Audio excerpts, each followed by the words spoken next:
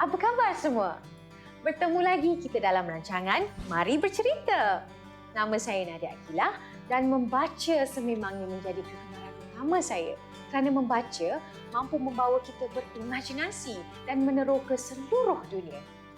Baiklah, pada hari ini kita akan bercerita tentang novel Komsas Bahasa Melayu tingkatan 5. Dah bersedia? Jom kita mula.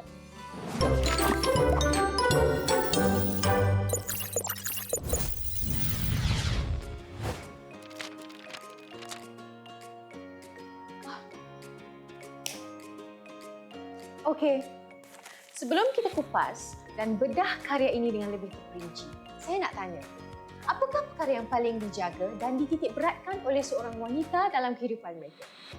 Sudah pasti kecantikan dan penampilan diri, betul tak? Wanita dan kecantikan ibarat irama dan lagu, berpisah tiada. Novel Tirani karangan Babe Sabariah bukan sekadar sebuah novel yang syarat dengan penceritaannya, tetapi lebih daripada itu. Pengarang turut menyelitkan unsur-unsur seni dan budaya masyarakat setempat, khususnya masyarakat Sarawak. Ini diketengahkan oleh pengarang menerusi usaha gigih watak utamanya, Wahida, dalam mempromosikan industri pelancongan negeri Sarawak di mata dunia. Melontar puing duka. Semasa di chalet Tajau Emas miliknya, Wahida melayari laman sesawang tentang kecantikan diri seorang wanita. Obsesi Wahida semakin melonjak-lonjak untuk melakukan pembedahan plastik pada wajahnya. Kata-kata hikmat yang dipaparkan menerusi iklan di www.cosmetic.com iaitu, kecantikan ialah naluri semesta. Kecantikan satu kuasa yang boleh membuka pintu yang tertutup. Ayat ini diutarakan pada halaman 2 novel ini. Bagi Wahida, kecantikan ialah ruang dan peluang untuk membina keterampilan diri. Wahida teringat akan hidungnya yang kemek yang menjadi ejekan kawan-kawannya seperti Sinua, Siman dan Mat Gusi. Suasana agak riuh dan sibuk di perkarangan chaletnya telah mematikan lamunan Wahida. Keriuhan itu menggambarkan kesibukan dan persediaan yang sedang dilakukan oleh pekerja chaletnya, iaitu Fatimah, Babu, Saidah, Lia dan Nani untuk menyambut kedatangan pelancong Inggeris. Fadil berpesan agar Raidah tidak lupa menyediakan pakej makanan istimewa di chalet mereka untuk meraihkan tetamu. Satu daripada keistimewaan homestay ini kerana mereka menyediakan makanan asli masyarakat Dayak Sarawak seperti pansuh ayam dan bubur pedas, pansuh manok dan udang galah gulai tempoyak iaitu masakan asli Sarawak. Baiklah, siapa pernah makan makanan tradisional atau asli masyarakat Dayak Sarawak ini? Sedap dan unik kan? Ini adalah salah satu tarikan utama bagi sektor pelancongan negeri Sarawak. Kehadiran para pelancong ini menyebabkan Wahida berasa amat gembira. Namun, di sebalik kehadiran pelancong itu, Wahida berasa amat kecewa atas penampilan dirinya yang tidak cantik baginya. Dan Wahida memasang niat untuk membuat pembedahan plastik. Hasrat ini telah dinyatakan kepada ibunya, Raidah. Tetapi ibu bapa Wahida tidak membenarkan Wahida melakukannya kerana bercanggah dengan hukum agama. Raidah terus memujuk anaknya supaya tidak melakukan apa yang dihajatinya. Pada satu hari, keadaan chalet menjadi kelam kabut kerana seekor monyet Belanda telah menerpa masuk ke dalam chalet. Nasib malang telah menimpa Wahida kerana monyet itu telah menggigit muka Wahida. Dia luka parah dan dibawa ke hospital oleh ayah dan ibunya untuk mendapatkan rawatan melalui perbincangan antara Wahida dengan Dr. Zakaria. Wahida telah bersetuju untuk melakukan pembedahan plastik dengan menggunakan kepakaran di Singapura. Nampaknya, tragedi wajah Wahida digigit monyet Belanda telah membuka lembaran dan peluang baharu untuk dirinya.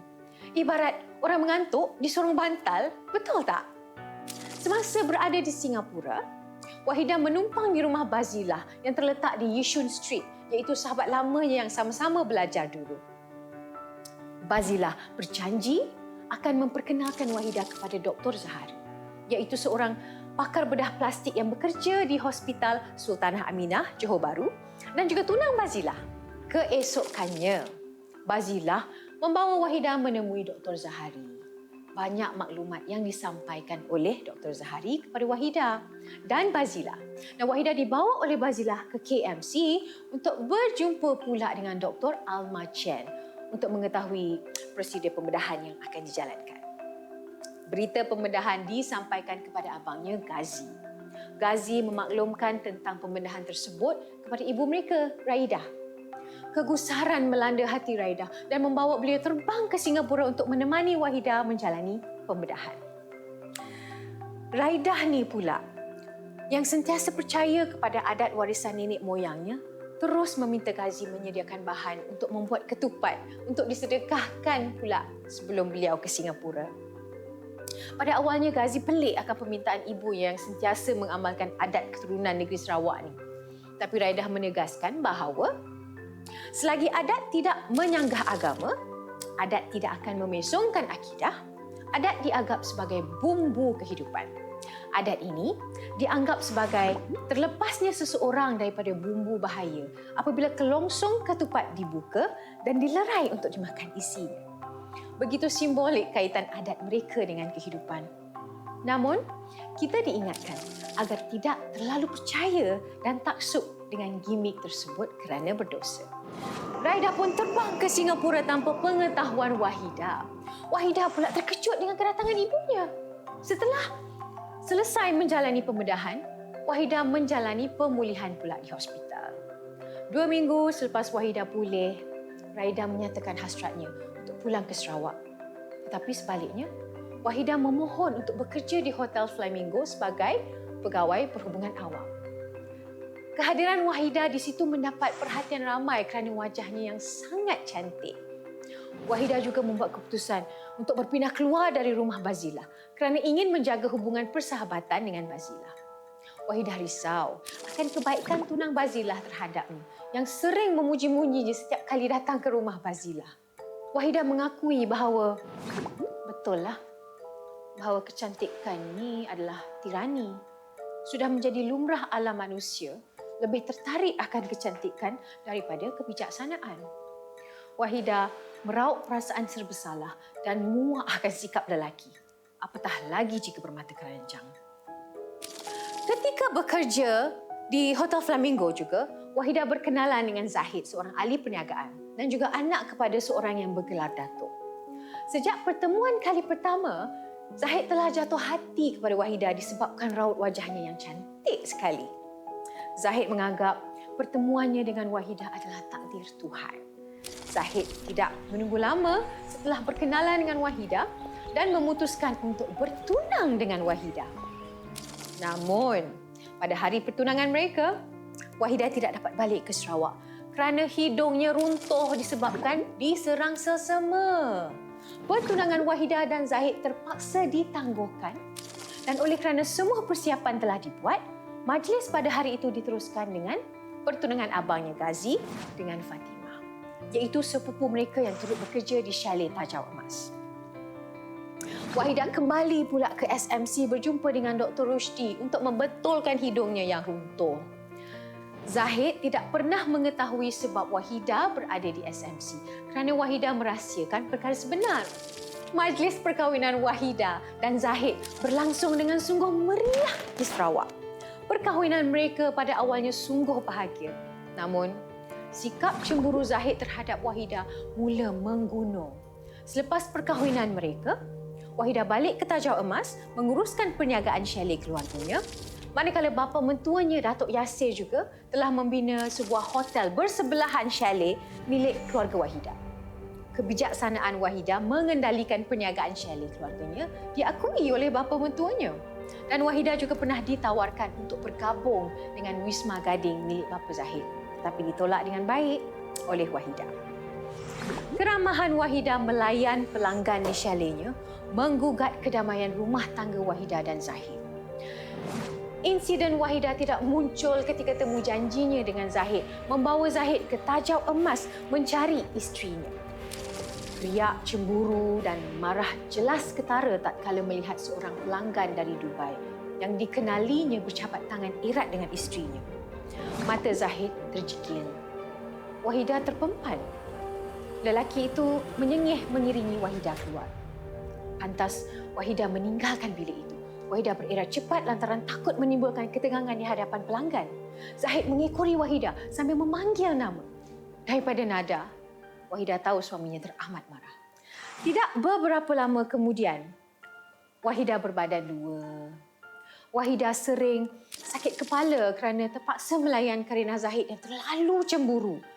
Zahid sering menuduh Wahidah tidak menjaga batas pergaulannya dengan pelanggan. Ketibaan Holloway dan Dr. Rushdie, rakan yang dikenali Wahidah ketika di Singapura, semakin menimbulkan perasaan cemburu Zahid terhadap Wahidah. Ketika Wahidah berada di ward di Hospital Pakar Normah saat melahirkan anak mereka, Zahid tidak munculkan diri. Hanya ibunya dan ibu mertuanya sahaja yang hadir mengunjungi Wahidah. Suatu hari ketika Zahid balik ke rumah, dia mendekati anaknya. Namun dia mendapati Izzati tidak menyerupai wajahnya mahupun Wahidah. Dan ketika itu juga dia menuduh Wahidah berlaku curang kepadanya dan tidak mengakui bahawa Izzati adalah anaknya. Zahid meninggalkan Wahidah begitu sahaja dan diceraikan dengan talak satu. Wahidah dan Abang Ghazi memutuskan untuk membeli chalet Pak Cik Abdul Aziz yang muflis. Chalet itu berjaya dibangunkan kembali oleh Wahidah dan dia menetap di situ bersama-sama Izzati. Chalet itu juga menjadi tempat pertemuan kembali Wahidah dan Zahid selepas 20 tahun berpisah. Izzati juga buat pertama kalinya menemui ayah kandungnya dan memutuskan untuk memaafkan kesalahan ayahnya. Zahid memohon maaf kepada Wahidah dan Izzati atas tindakannya yang terburu-buru meninggalkan mereka 20 tahun yang lalu. Itulah dia sinopsis novel Tirani ini. Novel ini menunjukkan yang kecantikan bukanlah perkara utama di dalam menentukan kebahagiaan setiap wanita. Kan? Baiklah, jangan ke mana-mana ya. Kita akan kembali selepas ini dengan mengupas pula bahagian menarik yang lain melalui novel Tirani.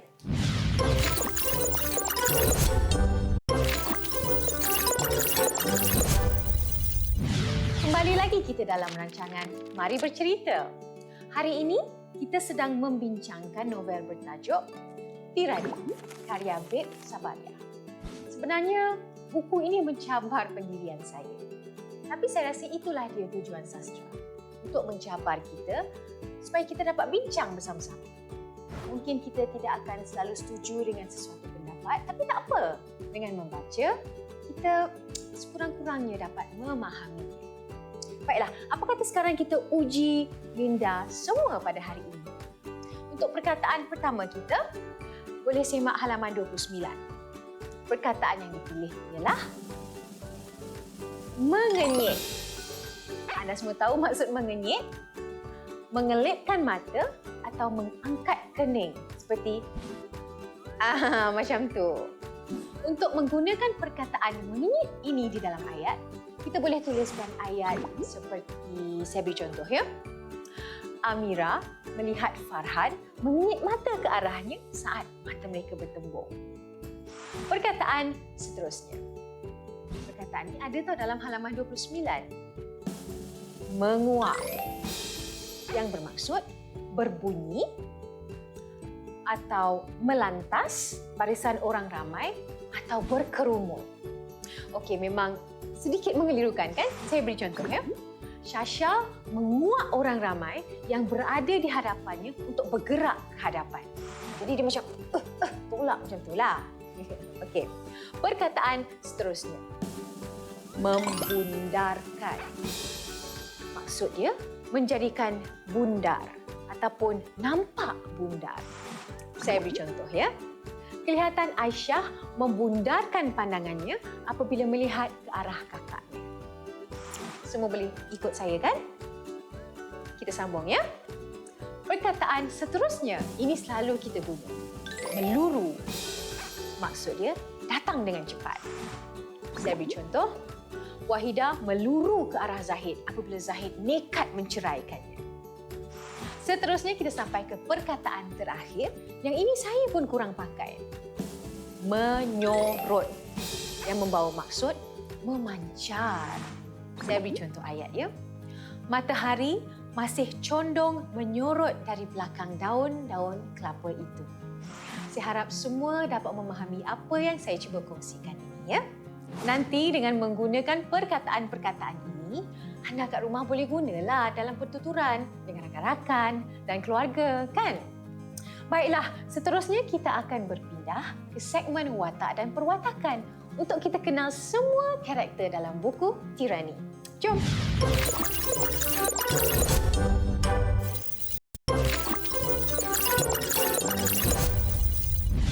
Baiklah, tak lengkap cerita jika kita tak mengkaji watak utama dan watak sampingan yang terdapat di dalam novel ini.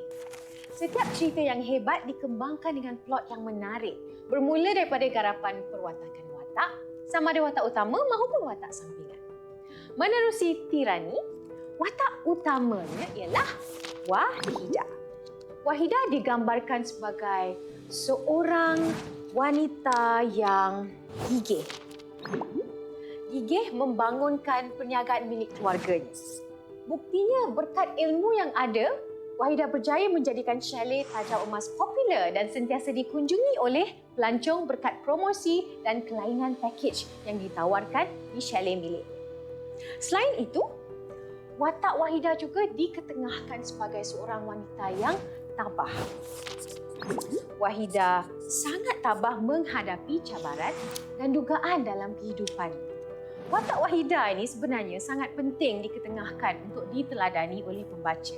Sebenarnya kita perlu sentiasa bersyukur dan menikmati setiap apa yang dikurniakan terhadap diri kita. Seterusnya, watak sampingan yang penting dalam kisah Tirani ini, Zahid, suami kepada Wahidah. Zahid adalah seorang ahli perniagaan yang berjaya dan anak kepada usahawan bergelar Datuk. Seorang yang kuat cemburu dan panas baran. Hal ini jelas terbukti apabila beliau sentiasa berprasangka buruk setiap kali melihat kemesraan Wahidah melayan pelanggan lelaki di chalet mereka. Ataupun ketika Wahidah berjumpa dengan rakan-rakan lelakinya. Watak Zahid juga digambarkan sebagai seorang yang tidak berfikir panjang. Buktinya, dia terus meninggalkan dan menceraikan Wahidah tanpa melihat bukti ujian DNA yang dilakukan oleh Wahidah demi membuktikan Izzati adalah anak mereka berdua. Watak seterusnya, Raidah. Beliau digambarkan sebagai seorang ibu yang syarat dengan kasih sayang terhadap anak-anak. Penulis membina perwatakan Raidah sebagai seorang ibu yang sangat prihatin kepada anak-anaknya. Sentiasa sabar dalam membentuk dan mendidik anak-anaknya sehingga dewasa. Raidah tidak cepat melatah dalam setiap tindakannya, namun sentiasa tenang dan berfikir dengan teliti dalam setiap apa yang dilakukan olehnya. Jadi Raidah ni dia seorang yang rasional. Apa komen pembaca semua terhadap watak-watak dalam cerita ini? Adakah anda juga pernah berhadapan dengan situasi yang sama? Saya harap tidak. Cuba anda hasilkan satu cerita pendek anda sendiri dengan menggunakan watak-watak yang sama. Semakin anda berlatih untuk berfikir mengenai watak dan cerita, semakin luas kreativiti anda nanti. Kita jumpa sebentar lagi. Sekarang, masa untuk soalan misteri kita. Dalam ni, ada pelbagai soalan mengenai buku ini. Mari kita jawab sama-sama.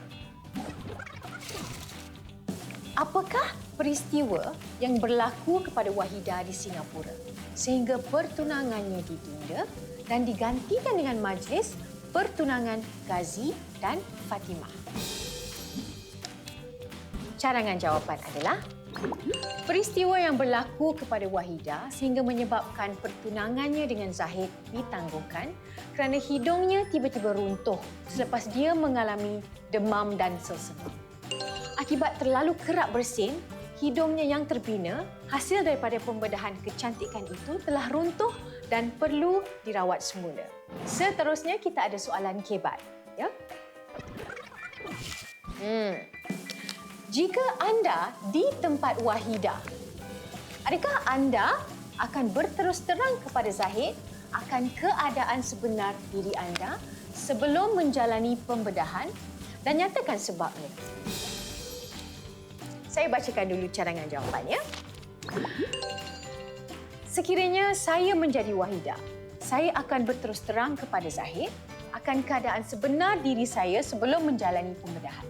Saya akan menceritakan bahawa wajah saya yang cantik itu bukanlah asli tetapi adalah hasil daripada pembedahan wajah yang dilakukan.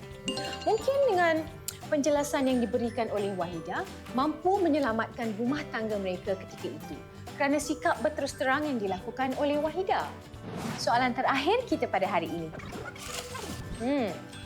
Mengapakah adat dan seni warisan nenek moyang perlu dipertahankan oleh generasi sekarang? Saya bicara dengan jawapan saya, ya. Pada pendapat saya lah, adat dan warisan nenek moyang perlu dipertahankan untuk diteruskan oleh generasi pada hari ini. Asalkan adat tersebut tidak keterlaluan dan bercanggah dengan agama. Selain itu, adat dan warisan melambangkan keunikan dan seni bangsa. Misalnya, masyarakat Sarawak amat sayangkan adat warisan mereka dan berusaha mempertahankannya. Saya harap semua soalan-soalan dan jawapan yang saya cadangkan ini dapat membantu anda semua mendapat pemahaman yang lebih tinggi tentang novel Tirani ini. Kita telah pun sampai di penghujung rancangan. Saya berharap agar kupasan tentang novel ini sedikit sebanyak dapat membantu anda semua memahami cerita ini. Malah, pengajaran yang terkandung dalam cerita ini boleh dijadikan panduan dalam kehidupan kita. Bak kata watak sampingan dalam cerita ini iaitu Dr. Rushdie, kecantikan ialah tirani yang berumur pendek. Kecantikan adalah hadiah alam yang pertama kepada kita dan kecantikan juga yang pertama diambilnya. Kecantikan yang sebenarnya adalah bermula dari hati kita sendiri. Okey? Jangan lupa untuk terus membaca. Sehingga berjumpa lagi.